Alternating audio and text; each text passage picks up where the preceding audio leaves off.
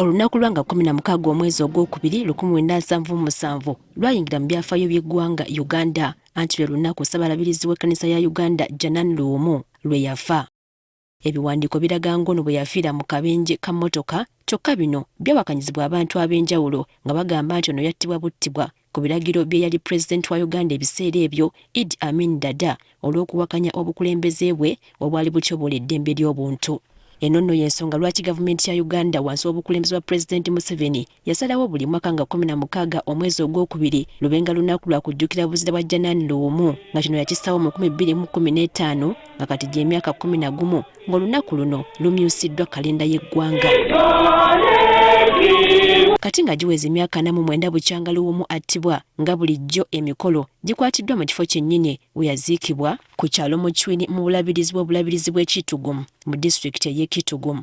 Omukolo guno gwetabiddwako abantu ab'enjawulo omuli bannaddiini okuva mu bulabirizi obw'enjawulo, bannabyabufuzi n'abantu aba bulijjo ng'omugenyi omukulu abadde pulezidenti Museveni mwennyini. Ku lw'ekitundu kya Kyoli, omubaka omukyalo wa disitulikiti ey'Ekitugumu Lilian Abal ategeezezza nga abantu b'eno bwe bali mu kuyaayaana okutagambika okulaakulanya ekifo awaziikibwa omuntu waabwe. Ku ddoboozi ly'ono kwe kwegasse n'erya Ssaabalabirizi Kazimba Mugalu bw'asabye abantu ssekinnoomu omulimu gw'okulaakulanya ekifo kino obutagulekera gavumenti yokka nti bonna bavunaanyizibwa kyenkanyi.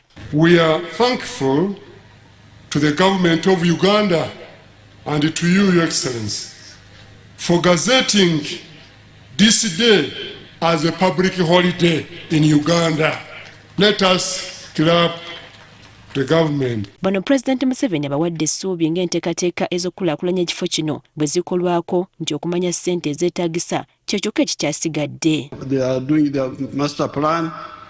Once it is ready, they will tell us the cost and we start. We start in any way possible. Of course, you know we shall do it because we have done Namugongo for the Catholics, we have done Namugongo for the Protestants, we have done Munyonyo. We always can't fail, we shall manage. Ku mukolo guno era pulezidenti kwasinzidde n'akolokota bannabyabufuzi abalemu okukola ebakulembera bye babasuubiramu ne badda mu kubeesibako obwesibi. Agamba nti bano befaanaanyirizaako Amini, eyalemwa okuwa abantu eddembe lyabwe n'adda mu kutta bonna abali bavumirira obukulembeze bwe. So the first mistake of Amini is to impose himself on us. Who has Idi Amin to impose himself on us? And the leaders should not impose themselves on the people. Both the Bible and the political strategy guides that persuading people is better than imposing yourself on them. Okusinziira ku Museveni newankubadde Amini batwalibwa mu ttuluba ly'abalwanyi, obulwanyi bwabwe babukozesa bubi. Museveni agamba nti bano bali batiitiizi nnamige. All these leaders, even now, the ones who try to manipulate, to intimidate, you are really like Amins. Olwaleero lwe giweze emyaka 11 bukyanga Uganda etandika kukuza lunaku lwa Janani Luwumu ng'omuzira w'eggwanga ate omujulizi w'eddiini. Priska Namulema agafeeyo ku Spark TV.